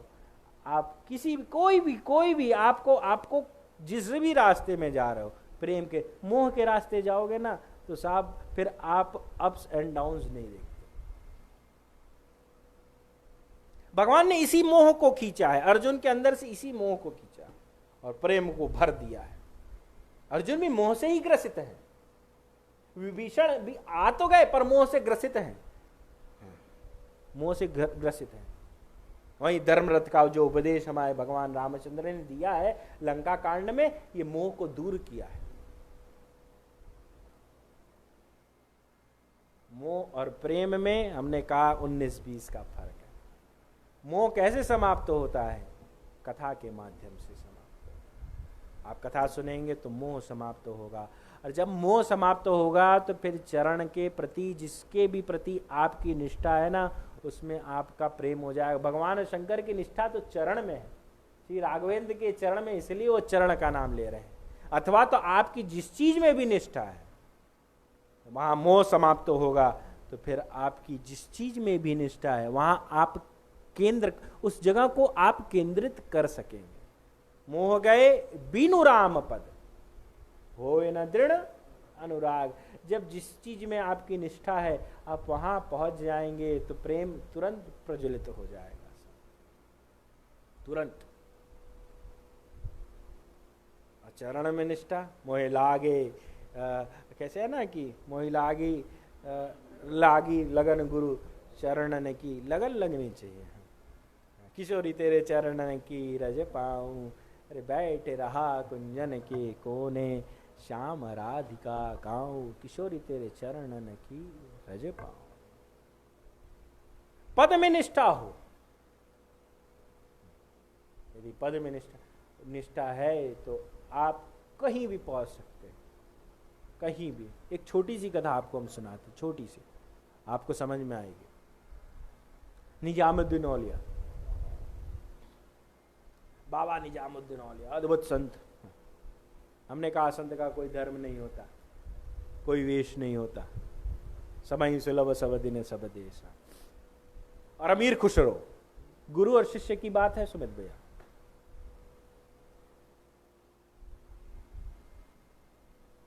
तो पंडित जी कही ना हाँ, निजामुद्दीन बाबा की अद्भुत श्रद्धा थी साहब, अद्भुत। और अमीर खुसरो की अपने गुरुदेव के प्रति अद्भुत श्रद्धा। वो अरब में जितनी भी संपत्ति, ऐश्वर्य, प्रतिष्ठा था, सब कुछ बेच करके दिल्ली आ रहा था। मुझे जो ऐश्वर्य प्राप्त करनी थी, होता ना कि एक मन में एक स्थिति आ जाती है कि हमने सब कुछ प्राप्त कर लिया, मैंने सब कुछ प्राप्त कर लिया। और सब कुछ प्राप्त करने के बाद वहीं पहुंचा कि मुझे जिससे प्रेम है उसके चरण में रति हो जाए। भरत जी वही कह रहे ना कि ना मुझे अर्थ चाहिए, मैं बहुत देखा हूं, ना मुझे धर्म करना है, अर्थ न धर्म न काम रुचि गति न चाहो निरमा, मुझे गति भी नहीं चाहिए, मुझे लोक परलोक कुछ नहीं चाहिए साहब। जन्म जन्म रति राम पद, मुझे केवल राम के पद में ही अनुराग। जन्म जन्म रति राम पद यह वरदान न। हाँ, तो जब आपको गुरु चरण में या इष्ट चरण में या तो माँ पिता के चरण में अथवा तो अपने श्रेष्ठ के चरण में प्रीति हो जाएगी ना, तो फिर आपको सब कुछ व्यर्थ लगेगा। अमीर खुसरो को अपने गुरु के चरण में बस एक प्रीति सी हो गई, यार बहुत हो गया यार, बहुत पैसा कमा ली, बहुत ऐश्वर्य हो गया, बहुत नाम हो गया, अब दिल्ली चलेंगे। और निजामुद्दीन बाबा के पास एक ब्राह्मण पहुंचा। निजामुद्दीन बाबा ने प्रणाम किया कि आइए महाराज, क्या बात है, क्या बात है। ये हम लोग ने ना साहब, ये राजनेताओं ने बहुत भेद डाल दिया है, बहुत भेद डाल दिया। गोस्वामी तुलसीदास जी के सबसे प्रिय मित्र रहीम थे, सबसे प्रिय मित्र रहीम। एक ब्राह्मण गोस्वामी जी के पास भी गया है और जाकर के कहा है कि मेरे बच्ची का विवाह है, कुछ आप मदद कर देते। तो रहीम को गोस्वामी तुलसीदास जी ने पत्र लिखा है। वो पत्र में क्या लिखा है, वो पद्य मैं कल आपको सुना दूंगा। कहे मेरे मित्र के पास आप पहुंच जाओ और वह आपको जो भी आपकी सहायता हो सकेगी वो सहायता रहीम ने किया है। गोद लिए हुलसी फिरे, बहुत सुंदर पद्य, मैं आपको कल सुनाऊंगा। तो बाबा के पास, निजामुद्दीन बाबा के पास ब्राह्मण गए, कहे कि मेरे पुत्री का विवाह है, यदि आप मेरी कोई मदद कर सकते ना तो बहुत अच्छी लगती, बहुत अच्छी बात होती। तो निजामुद्दीन बाबा ने कहा कि महाराज देखिए, आप अगले हफ्ते हमारे पास आइएगा और मेरे से जो मदद हो पाएगी वो मैं कर दूंगा। और इधर अमीर खुसरो चल चुका है, अमीर खुसरो चल चुका है सब कुछ बेच करके। मैंने संतोष से सुना है कि कुछ 80 या 120 या 140 ऊंट के ऊपर उसने केवल स्वर्ण मुद्राएं रखी थी और अपना ऐश्वर्य का जो भी वस्तु था वो रख करके और वो वहां से चला। और वो चला है और यहाँ बाबा के पास ब्राह्मण कहे ठीक है, अगला हफ्ता हुआ है, फिर ब्राह्मण गए। निजामुद्दीन बाबा ने कहा कि महाराज मेरे पास अभी भी कुछ ऐसी व्यवस्था नहीं है, आप 2 दिन बाद आना। 2 दिन बाद गए हैं निजामुद्दीन बाबा के पास। फिर बाबा की आंखों से अश्रुपात हो गया कि मैं एक ब्राह्मण बार बार मेरे पास आ रहा है और मैं इस समय असमर्थ हूँ, मैं कुछ दे नहीं पा रहा हूँ। उस समय बाबा ने कहा कि ब्राह्मण देवता, मेरे पास एक मेरी ये पादुका है, खड़ाउन है, आप इसको ले जाओ, हो सकता है ये खड़ाउन आपके काम में आ जाए। ब्राह्मण की भी निष्ठा संत के प्रति थी। बाबा ने अपनी पादुका खड़ाउन दे दी निजामुद्दीन औलिया ने, और उस समय ब्राह्मण ने उस पादुका को लिया है, अपने झोले में रखा है, चल दिया है। और जिस समय चला है ना साहब, और निजामुद्दीन औलिया के दिल्ली से अपने गांव की तरफ जब चला है, उसी समय ये अमीर खुसरो जो है दिल्ली की सीमा में प्रवेश कर रहा था। और जब दिल्ली की सीमा में प्रवेश किया ना, तो उसको अपने गुरु के पादुका की खुशबू आई, गुरु की जो औरा था उसकी खुशबू आई। तो निजामुद्दीन की खुशबू जब औलिया ने सुनी ना, और अमीर खुसरो ने जब सुनी ना, तो अमीर खुसरो को लगा अभी तो गुरुदेव का द्वार बड़ा दूर है और यहां खुशबू आ रही है, क्या कारण, क्या कारण है। उस समय उसने देखा कि आसपास कोई नहीं, एक ब्राह्मण जो है झोला लटकाए जा रहा है। उस समय अमीर खुसरो उसके पास गया है, हाथ जोड़े ब्राह्मण देवता से कहा कि आप कहाँ से आ रहे हो? हाँ, आप कहाँ से आ रहे हो? उस समय ब्राह्मण ने कहा, मैं निजामुद्दीन बाबा के पास से आ रहा हूँ, मैं निजामुद्दीन बाबा के पास से आ रहा हूँ। साहब ये कथा थोड़ी गंभीर कर देती है।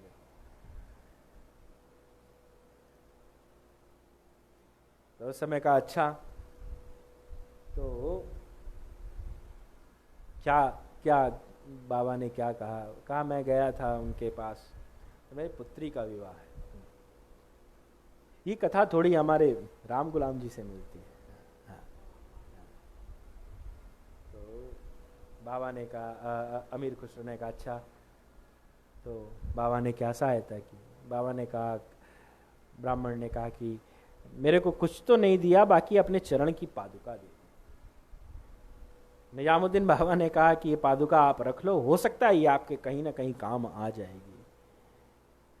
तो अमीर खुसरो ने कहा कि वो पादुका देख सकते हैं हम? ब्राह्मण ने कहा, हाँ हाँ एकदम। झोले में से पादुका निकाली है सर, और पादुका निकाल के दे दी है। और जब देखा है तो एकदम आसपास का जो माहौल होता है ना कि किसी को आप चाहो और उसके पास आप पहुंचो तो आप एकदम अपने को हल्का महसूस करते हो, शून्य महसूस करते हो। लेते ही साहब उसकी स्थिति इतनी गंभीर हुई है।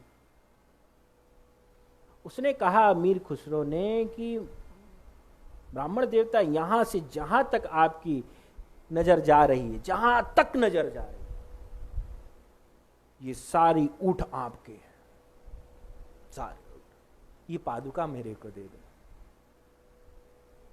समय ब्राह्मण को लगा कि इस पादुका में इतनी ताकत, इस चरण की पादुका में इतनी ताकत कि जिधर तक नजर जा रही है उधर तक का ऊँट मेरा होता है, इतनी ताकत। उस समय ब्राह्मण ने कहा कि नहीं, मुझे इतने ऊँट की जरूरत नहीं। कहा नहीं, आप सब ले जाओ, पर ये पादुका मुझे दे दो। ब्राह्मण ने सहज रूप से पादुका दे दी और दे करके और ऊँट को अपने गांव के तरफ ले करके चल दिए हैं। जिस समय चले हैं ना साहब, अमीर खुसरो के आंखों से अश्रुपात हो रहा, हृदय में गदगद स्थिति है। निजामुद्दीन बाबा के पास पहुंचा है और पहुंच करके पादुका रख दिया है। पादुका रख करके खूब रोने लगा है। निजामुद्दीन बाबा ने कहा, मुझे मालूम था कि तू रास्ते से आ रहा है। यदि गुरु को शिष्य की खुशबू आए तो शिष्य को गुरु की भी आती है। तू आ रहा था, मुझे मालूम था, इसलिए मैंने पादुका दे दी। तू सब छोड़ के आया है? का सर्वस्व छोड़ करके गुरु चरण में आ जा गया। भगवान वही कहते ना कि जननी जनक बंधु सुतदारा तन धन भवन सहित, सर्वस्व छोड़ करके जो गुरु के पास जाए, ठाकुर के पास जाए, तो फिर ठाकुर उसको अपने सानिध्य में रखता है।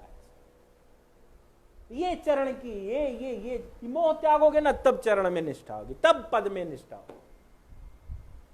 करके देखिए, हमारे पिताजी कहा करते थे, करके देखिए। आपको आनंद न आवे, आपको मौज न लगे, तब कहिए। ये कोई सूफी संत लोग ऐसे थोड़ी ना गा करके चले गए कि मोह लागे चरण गुरु चरणन में, मुझे तो अब केवल गुरु चरणन में के अलावा कुछ नहीं दिखता है। सब चरण की है, पद की बहुत बड़ी। आगे राम लखन बन पाछे, तापस वेश विराजत काछे, उभय बीच सिय सोवत कैसे, ब्रह्म जीव बिच माया जैसे। भगवान चल रहे हैं, जानकी जी चरण चिन्ह को बचा रही हैं कि मेरे चरण भगवान के चरण पे ना पड़ जाए। लक्ष्मण जी चल रहे हैं तो लक्ष्मण जी को लग रहा है मेरी चरण जानकी जी और भगवान के दोनों के चरण चिन्ह पे ना पड़ जाए। कुछ मत करना दीपक यार। हाँ, किसी महापुरुष को आप नहीं जा सकते हैं तीर्थ, कोई महापुरुष मिले ना तो उसकी पादुका उठा के अपने सिर पे रख लेना, जीवन में परिवर्तन आ जाए। संकोच मत करना। आज के बालक जो आज की जो जनरेशन है ना, दंडवत करने में भी बहुत संकोच करती है। मैंने कहा कि सबके अंगूठे में अहंकार होता है और हम झुकते हैं ना तो हम उस अंगूठे को छूते हैं, और जब अंगूठे को छूते हैं ना तो हमारा अहंकार शून्य होता है। हम झुकते नहीं, इसीलिए रीढ़ की हड्डी में दर्द है। आप पहले के द्वार देख लें, पहले के मकान बनते थे तो द्वार छोटे कि लोग झुक के प्रवेश करो। झुकता वही है साहब जिसके में शीलता है, जिसके में गुण है, जो भगवत भक्त है। साहब अकड़ के तो मुर्दा रहता है। हमारे धर्म सम्राट प्रातस्मरणीय पूज्यपाद करपात्री जी महाराज कहा करते थे कि यदि चैतन्य व्यक्ति है तो धार काट करके घाट किनारे लगेगा, मुर्दा तो धार के साथ बहता जाता। तो मैं कहूं साहब कि मैं अपने जीवन में उतारा हूं, उस महापुरुष तक ना पहुंच पाओ, उसकी पादुका मिल गई, पादुका को सिर पे रख लो। कहां कहां वो पादुका गई होगी, किस किस तीर्थ में गई होगी, किस किस तीर्थ के रज उस पादुका में लगे होंगे। उसको अपने ललाट पे रख लो, अपने सिर पे रख लो, अपने छाती में लगा लो। लक्ष्मण जी दोनों को छोड़ रहे हैं, दोनों को। लखन चले मगदा ही नला है। भगवान और जानकी जी को दाहिने करके अपने बाएं हो करके चल रहे हैं कि मेरा चरण जो है भगवान के चरण पे ना लग जाए, चरण चिन्ह पे, जानकी जी के चरण चिन्ह पे ना लग जाए। कथा थी एक कृष्ण प्रसाद में डॉक्टर साहब कि विशाखा जी और राधिका जी बात करते हुए जा रही थी, वार्तालाप चलती जा रही और विशाखा जी बात करते करते, ऐसे माताएं बात करती तो कंसंट्रेशन इतना तगड़ा हो जाता है कि केवल बोलती जाती, दाएं बाएं नहीं देखती। बात करते करते आगे, और राधिका जी कभी पीछे छूट गई। जब देखी अरे राधिका, राधे कहाँ गई, विशाखा जी वापस पीछे आई। जब वापस पीछे आई तो देखा है तो राधिका जी अपने आंचल से और अपने हाथ से एक चरण चिन्ह को ढाक करके बैठी हुई थी। 12 बज रहा था, दोपहर का, कड़कड़ाती धूप, सूर्य भगवान एकदम तप रहे थे और हाथ और आंचल लेकर के बैठी हुई थी। ज्यों ज्यों सूर्य घूमते गए त्यों त्यों राधिका जी घूमती गई हैं चरण चिन्ह में। और जब सूर्य अस्त हुआ, सायं काल हुआ, तो उसी चरण चिन्ह से भगवान कृष्ण प्रकट हो गए। चरण में प्रीति हो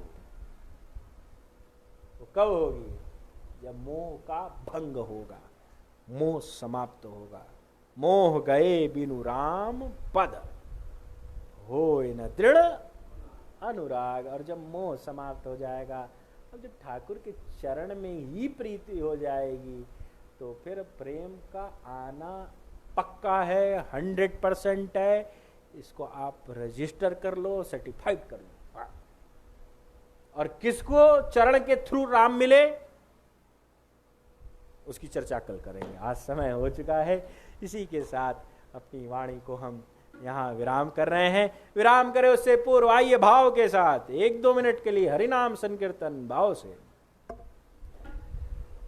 कि श्री राम जय राम जय जय राम, श्री राम जय राम जय जय राम, जय श्री राम जय राम जय जय राम, श्री राम जय राम जय जय राम, जय श्री राम जय राम जय जय राम, श्री राम जय राम जय जय राम, श्री राम जय राम जय जय राम, श्री राम जय राम जय जय राम,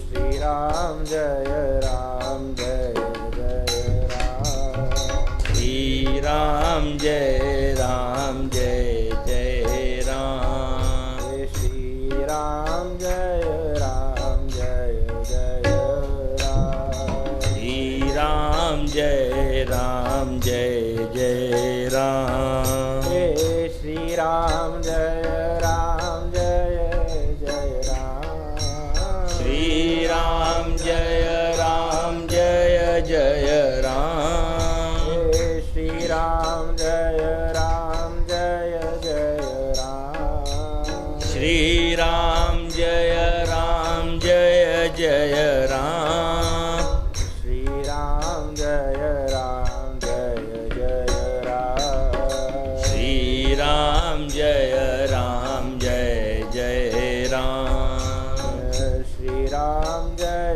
राम जय जय राम, श्री राम जय राम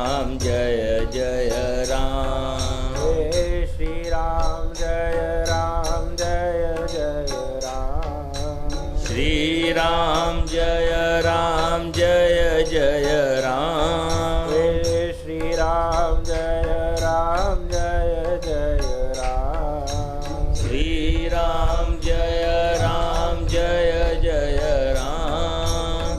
श्री राम जय राम जय जय राम। भाव से श्री राम जय राम जय जय राम। श्री राम जय राम जय जय राम। श्री राम जय राम जय जय राम। हे श्री राम जय राम जय जय राम। श्री राम जय राम जय जय राम। हे श्री राम जय राम जय जय राम। श्री राम जय राम जय जय राम। हे श्री राम जय राम जय जय राम। श्री राम जय राम जय जय राम। हे श्री राम जय राम जय जय राम। श्री राम जय राम जय जय राम। हे श्री राम जय राम जय जय राम। श्री राम जय राम जय जय राम। हे श्री राम जय राम जय जय राम। श्री राम जय राम जय जय राम। हे श्री राम जय राम जय जय राम।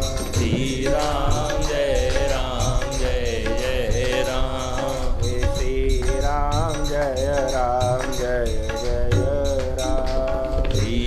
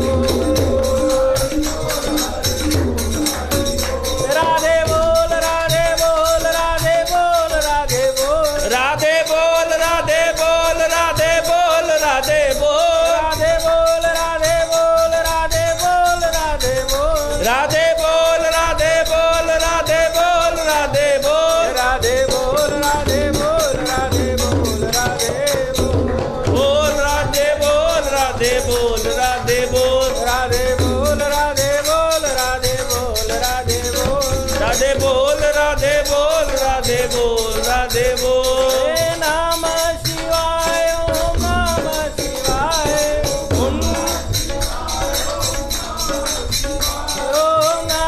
शिवाय ओम नमः शिवाय ओम नमः शिवाय ओम नमः शिवाय ओम नमः शिवाय ओम नमः शिवाय ओम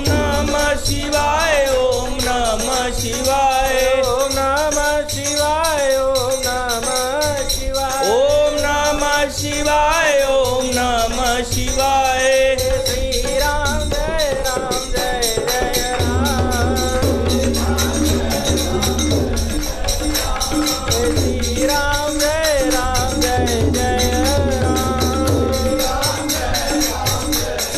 श्री राम जय जय राम श्री राम जय जय राम श्री राम जय जय राम श्री राम जय जय राम श्री राम जय जय राम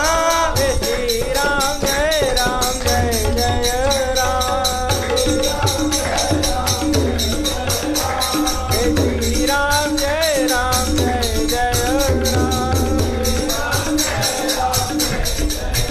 जय जय जय हनुमान गोसाई जय जय जय हनुमान गोसाई जय जय जय हनुमान गोसाई जय जय जय हनुमान गोसाई कृपा करो गुरुदेव की नाई गुरुदेव की नाही कृपा करो गुरुदेव की नाई कृपा करहु गुरुदेव की नाही श्री राम जय जय राम श्री राम जय जय राम श्री राम जय जय राम श्री राम जय जय राम श्री राम जय जय राम श्री राम जय जय राम श्री राम जय जय राम श्री राम जय जय राम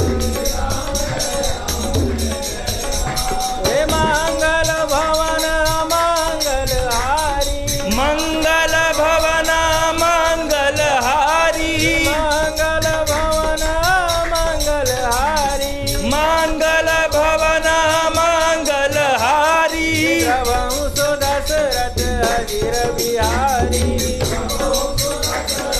अजिर बिहारी प्रभु सुदशरथ अजिर बिहारी द्रवहु सुदशरथ अजिर बिहारी श्री राम जय जय राम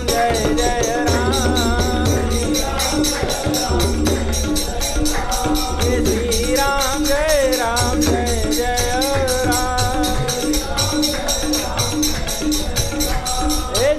राम जय जय राम श्री राम जय जय राम श्री राम जय जय राम श्री राम जय जय राम श्री राम जय जय राम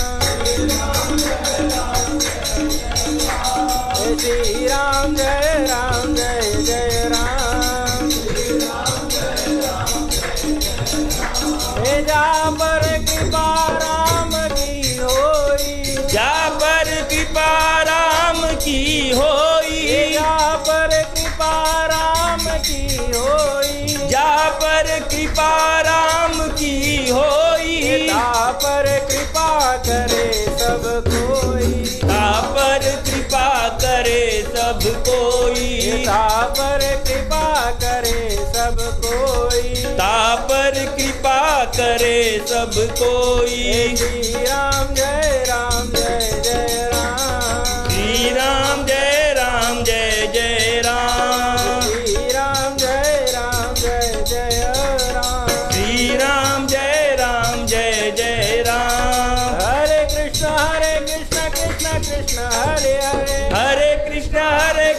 कृष्ण कृष्ण हरे हरे हरे राम राम राम हरे हरे हरे राम राम राम हरे हरे हरे कृष्ण कृष्ण कृष्ण हरे हरे हरे कृष्ण कृष्ण कृष्ण हरे हरे हरे राम राम राम हरे हरे हरे राम राम हरे हरे हरे कृष्ण कृष्ण कृष्ण हरे हरे हरे कृष्ण कृष्ण कृष्ण हरे हरे हरे राम राम हरे